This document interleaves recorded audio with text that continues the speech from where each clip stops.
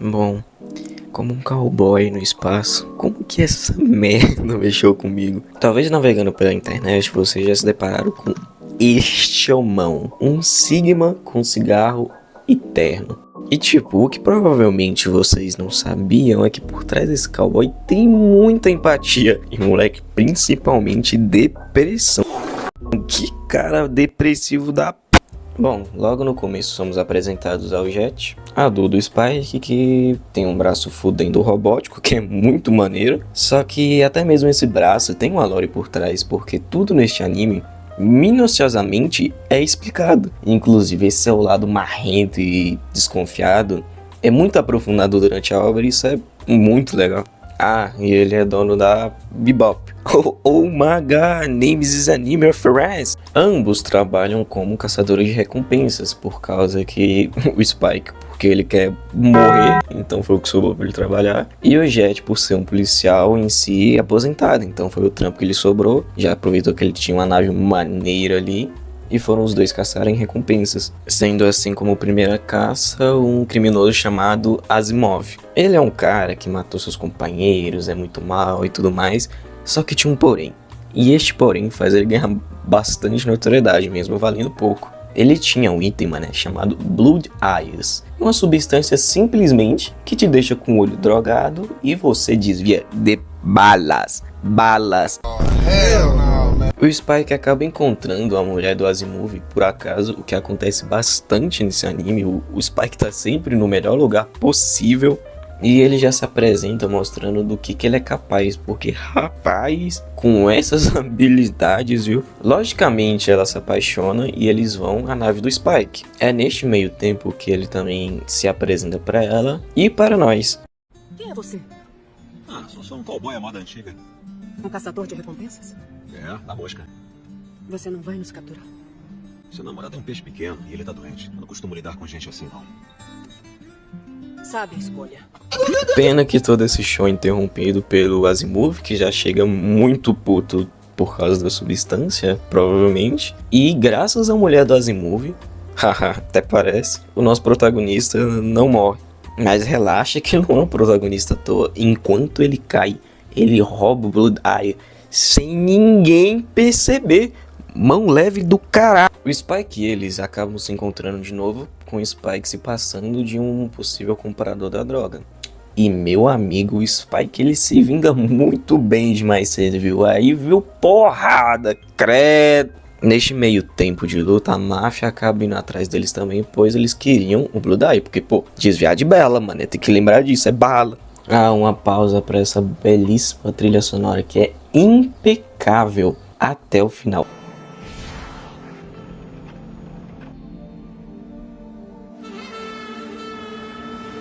It was perfect. Perfect. Everything. Não erra em nenhum momento. Todas as músicas são muito bem colocadas para você sentir tristeza ou sei lá o que ela quer transmitir, mas é muito boa, sério, muito boa. Saindo do planeta, eles acabam encontrando um pelotão inteiro de polícias na atmosfera do planeta. A mulher dele, sabendo que não tinha pra onde fugir e que ele estava completamente transtornado, simplesmente puxa de um revólver e mata ele como um sinal de, provavelmente, piedade, como último ato de amor, mesmo ele se transforma num gorila. E depois ela é fortemente alvejada por todos os policiais. É, meu amigo, bem-vindo a Cowboy Bebop. Puta que pariu, que perfeição.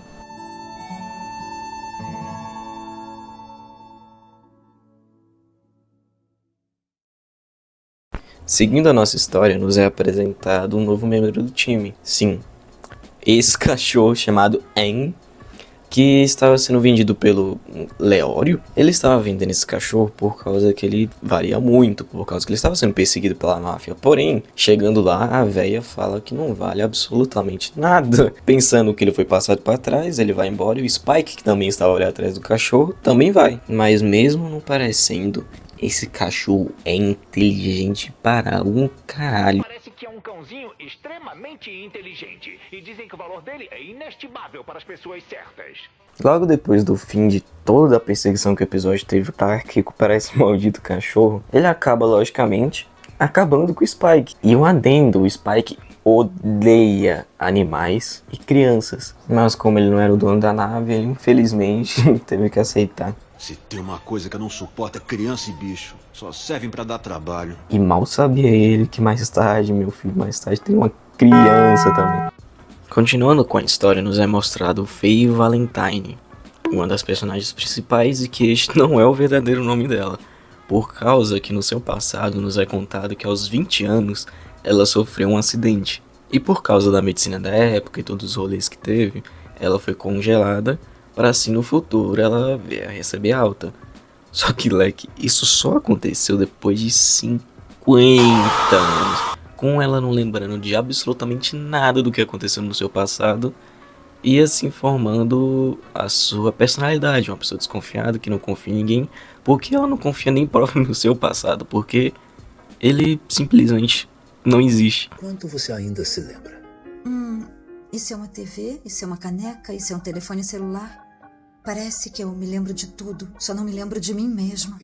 Quando ela acorda, ela tinha uma despesa tão alta com este hospital que ela simplesmente virou uma faz-tudo para tentar pagar essa dívida. Inclusive, caçadora de recompensas também. E é deste jeito que ela acaba se encontrando com o nosso protagonista. Com a missão dela, simples, de roubar um chip que estava dentro de uma ficha. Mas não um chip comum. Esse chip era uma espécie de chave mestra. Ele consegue abrir qualquer codificação que existe no universo, então vale bastante coisa. E ela iria receber por entrega desse chip para pagar, sei lá, 1/3 da sua dívida. O plano então era o seguinte: ela teria que jogar com a pessoa selecionada e fazê-la perder todas as fichas. Assim, logicamente, ela também ganhando a chave. Só que aí entra uma questão bem ao acaso. O cara que ela teria que roubar é praticamente igual ao Spike. Por que Spike? Você tá em todo lugar. O Spike acaba realmente esbarrando com o cara original e trocando as fichas. Então, de certa forma, a Faye não tava tão errada assim. Ela acertou o cara. Ele não sabendo que isso era um fudendo chip que poderia trocar qualquer senha e decodificar qualquer coisa, ele volta pra nave e pede ajuda pro Jet, que, como eu te disse, era um policial aposentado, então ele tinha seu jeitinho de descobrir as coisas. Eles acabam descobrindo que é um chefe que está atrás dela, um poderoso chefão que contratou a Faye para cumprir o trabalho por causa da sua enorme dívida. Só que ela não conseguiu, né? Então eles acabam negociando em si uma troca. 6 milhões pela cabeça da Faye, que, aliás, esqueci de falar, mas ele estava presa com eles. Coitada, só se fode. E 30 milhões pelo chip, o que seria uma troca boa.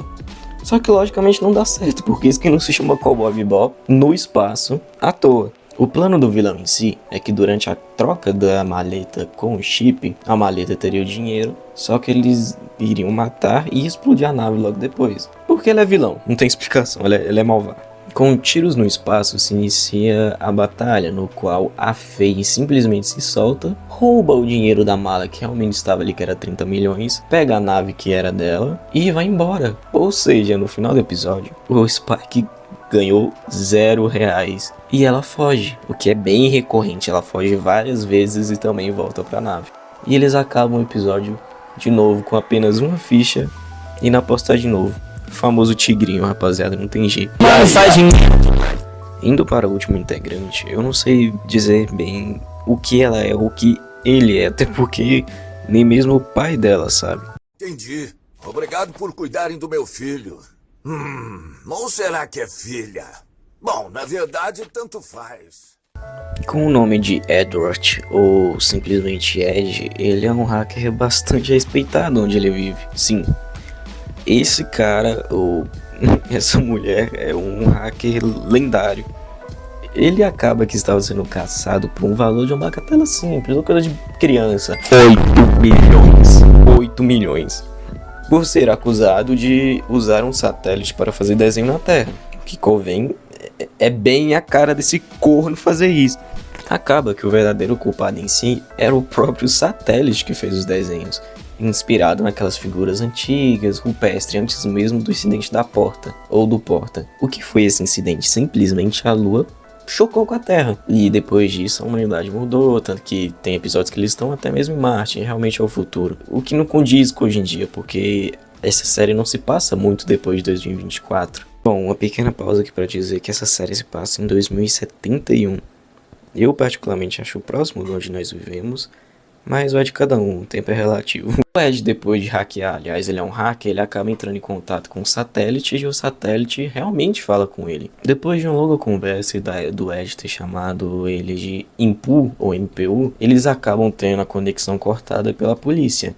Então o Ed, como um cara que tá cagando pelas consequências, ele hackeia a Bebop que tava perto e acaba convencendo eles a fazer uma cópia do satélite. Por causa que com a entrega da cópia do satélite para a polícia, eles receberiam 8 milhões, que é a recompensa do Ed, só que no caso agora pelo satélite. E já o satélite original, o IMPU, ele ficaria ainda vivo, assim por dizer, e sendo amigo do Ed. Pena que no final eles não ganham nada, porque o satélite, ou MPU, não era um ser humano, portanto ele não valia nenhuma recompensa. E de novo, eles acabam no zero. O satélite desenhista que foi capturado? É claro, valia uma bela recompensa. Há alguns momentos, a polícia da Terra fez um anúncio. Sobre o que era? Vamos ver. As recompensas só existem para humanos ou outros seres vivos. É difícil determinar se um programa de computador é legalmente uma forma de vida. O Departamento de Biologia refuta a possibilidade. O que é isso? Não entendi direito. Resumidamente, eles não vão pagar a recompensa por um computador. Ora, sinto muito por vocês que o capturaram. Acabando assim o episódio com o Ed entrando no bando, com livre e espontânea vontade dele próprio, por causa que ele acabou hackeando a nave e brincando de controle remoto até eles aceitarem sem nenhuma escolha. Muito humilde esse Ed, formando assim o trio pesadelo do Spike, um cachorro, uma mulher metida e, pra fechar, uma criança. Parabéns, Spike, você só se for. Sendo assim a introdução de todos os personagens, e daí pra frente, meu amigo, é uma obra-prima, sério mesmo. Vocês precisam ver e acompanhar essa obra se vocês tiverem algum tempo livre. São apenas 28 episódios, mas comovente o suficiente pra fazer eu ver ela até o final. Foi uma pincelada leve assim na história. E caso vocês querem saber mais sobre o passado do Spike e o fechamento da história que cada personagem em si tem, eu peço para que me aguardem, porque com certeza essa obra merece pelo menos 2 vídeos. São muitas histórias e desenvolvimento, principalmente do Spike, que não é à toa que ele quer morrer, acredite em mim, tem bastante motivo para ele já estar morto, coitado. Também tem o caso do Jet, que era um ex-policial que foi traído pelo seu amigo e isso fez com que ele se tornasse um caçador de recompensa. A Faye Valentine, né, que simplesmente perdeu sua memória e não sabe nem da onde ela veio. Do cachorro, que é super inteligente, e do Ed, que é apenas um garoto ou uma garota que quer viver ao máximo do jeito dela.